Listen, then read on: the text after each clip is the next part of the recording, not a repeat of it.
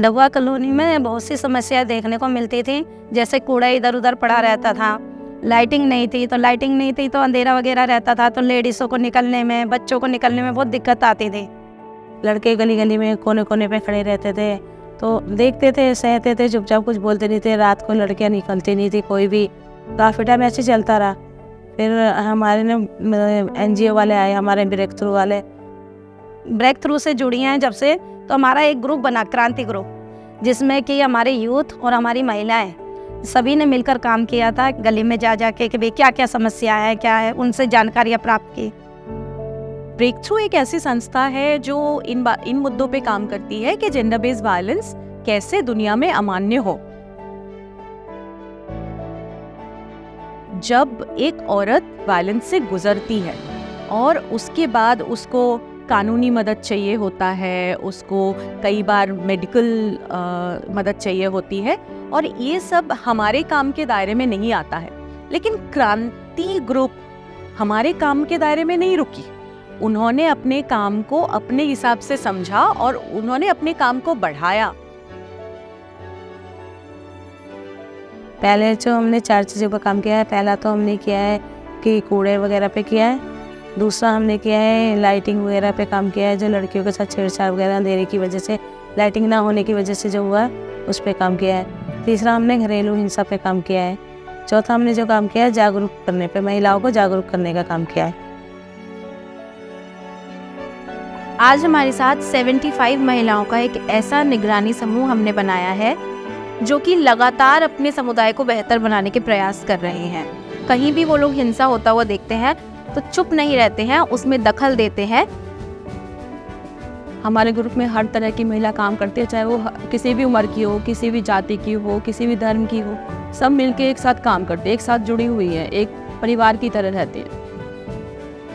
Break through के जुड़ने से हम सब महिलाओं में ये परिवर्तन आया है कि जो समस्याएं आती है वो किसी और की नहीं है, वो सारा सोल्यूशन हमारे पास है और हम कर सकते हैं।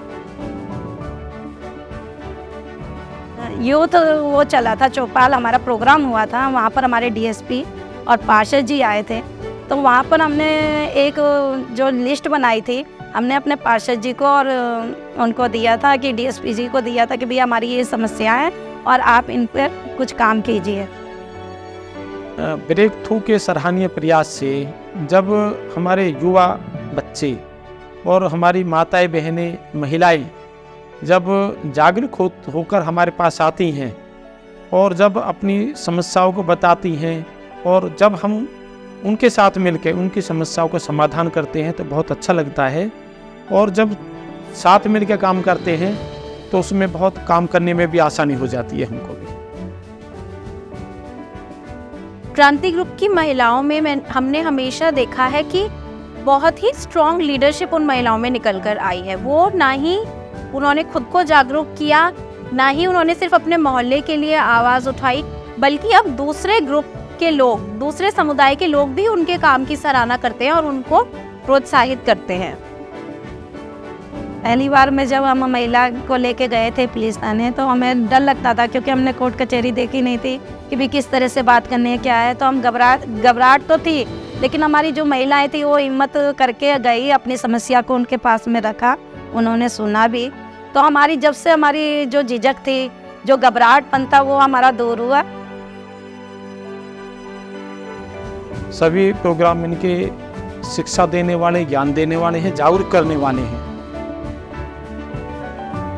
ब्रेक थ्रू से जुड़ने का मेरा ये कारण ये भी था कि जो मैंने अपनी ज़िंदगी में लड़का और लड़कियों का जो भेदभाव देखा था, वो मैं नहीं चाहती कि मेरी बच्चियां भी देखें। तो शुरुआत खुद से ही करनी पड़ती है। पहले खुद की मदद करनी है हमें, तो शुरुआत हमें अपने से ही करनी पड़ती है। बदलाव पहले अपने आप में ही लाना पड़ता है। ब्रेक थ्रू में जुड़ने के बाद हमने क्या सीखा है कि मतलब जो हमारे साथ हुआ है वो हमारे आने वाली पीढ़ी के साथ, बच्चों के साथ या हमारे आस पड़ोस में वो ना हो। एक समाज अपनी समस्याओं को खुद समझे और खुद अपनी अगुवाई करे, तो फिर वहाँ पे जो बदलाव आता है वो बदलाव रहता है। ब्रेक थ्रू रहे ना रहे, क्रांति ग्रुप, लता परवीन जैसी औरतें दुनिया में हमेशा रहेंगी। यही हमारा लक्ष्य है।